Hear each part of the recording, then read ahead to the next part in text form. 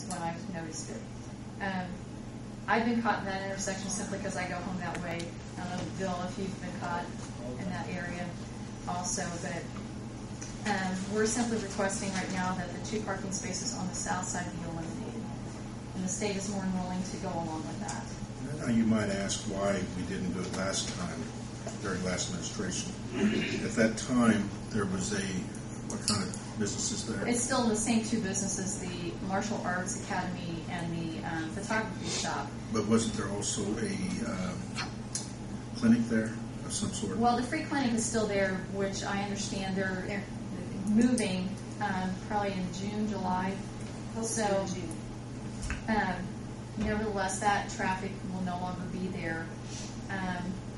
And also, there is the county lot across the street that people can utilize to go to those businesses.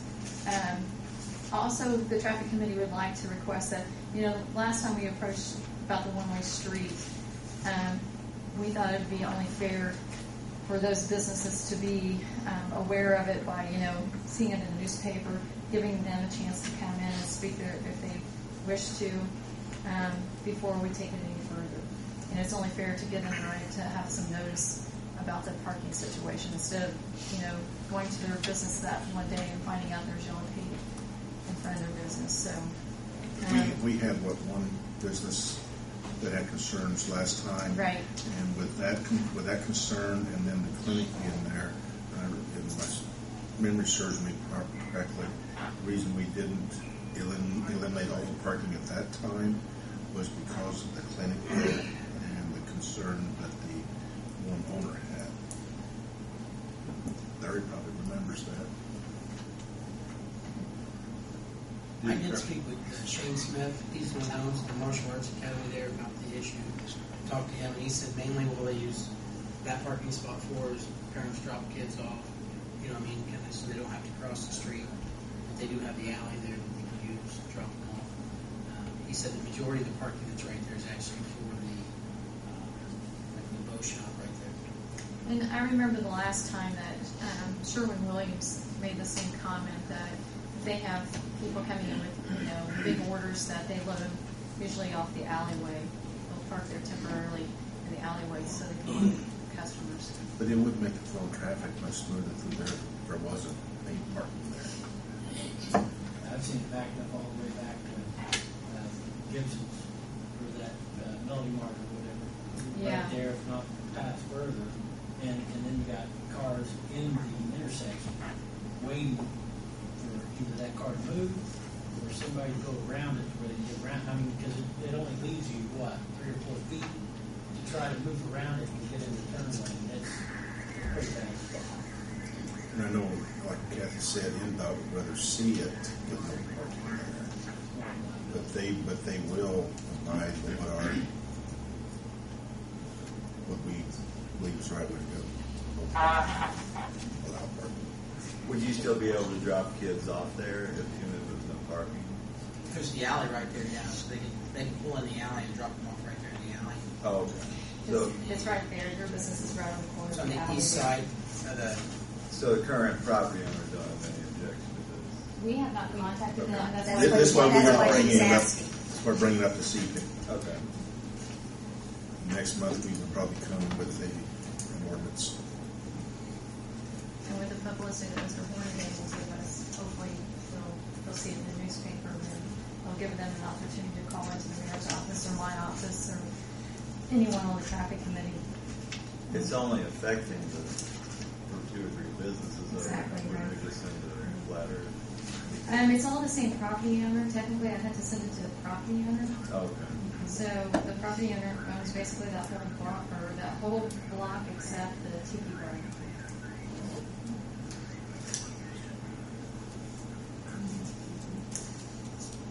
But in all fairness, I guess we can, give a copy to the businesses under water. So.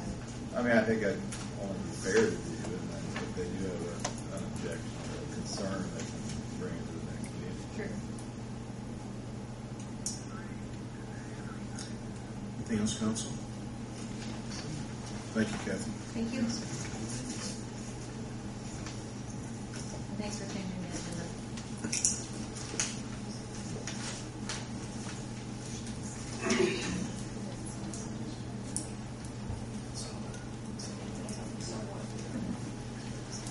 Next item on the agenda, ordinance 2010-1, 2, and 3, which is the sewer rates, water rates, and water availability.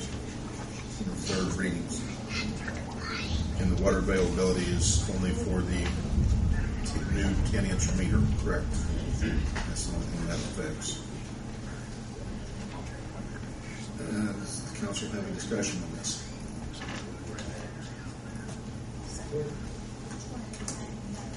2010-1, 2, Where is it posted? The 1 year allowance? It's in section 7 on page 2 of the,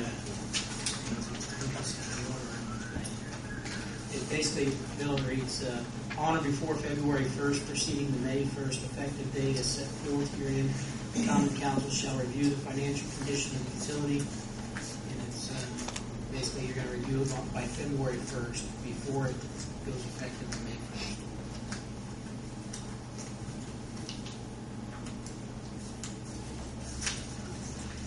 So the stipulation is we review it. Must be reviewed. It must be reviewed. Must be.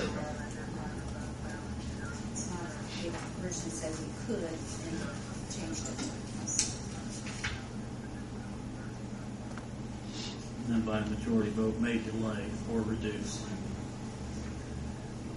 So there has to be a vote Yes. to increase or decrease. That would be by the council, yes. Okay. Mandatory vote. Well, you would not. Well, you would not increase. That's not what this is intended to do. This is only intended But to authorize the proposed. Authorize. Yeah, correct. Maintain or decrease. Correct. What's proposed in the ordinance? So then if we do nothing, it automatically goes up to 5%, right? We have to do something. We have to do something or anything. Okay. As a reminder, and I let Umball interject, but one of the reasons why it was written in this way is to give the SRF some assurance that the city is addressing the current issue. And this whole idea was to sort of meet the council's objective to allow this to come back before you for review, but also give SRF the assurance that it is being, if status quo holds, then there will be an increase, or council will have made specific findings saying, no, we're in good enough financial condition that we don't need to do this. So it the idea was kind of appease both very important parties involved with this.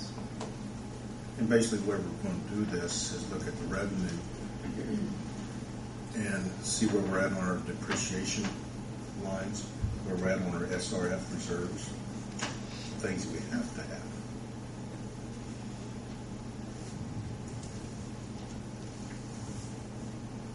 We're not trying to get rich, we're just trying to stay in business.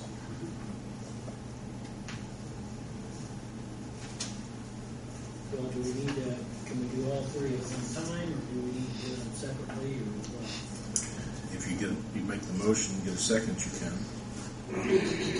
Yeah, I'm comfortable with you doing all three. The only thing I would note is in section 7 under, I believe, the waterworks, I think it's section 14 under the sewer, I believe. The clause that we added in pursuant to council request. But that's the only two places that it's been inserted. Is the water and the sewer.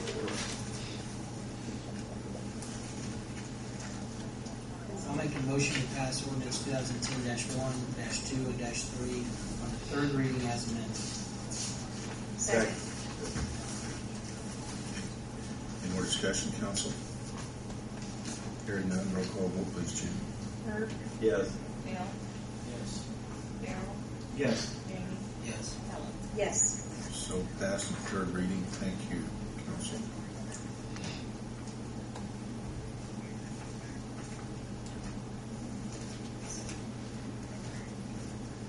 Next item on the agenda, new business, is Vicki Kellerman here tonight, DDC. If there's anybody here.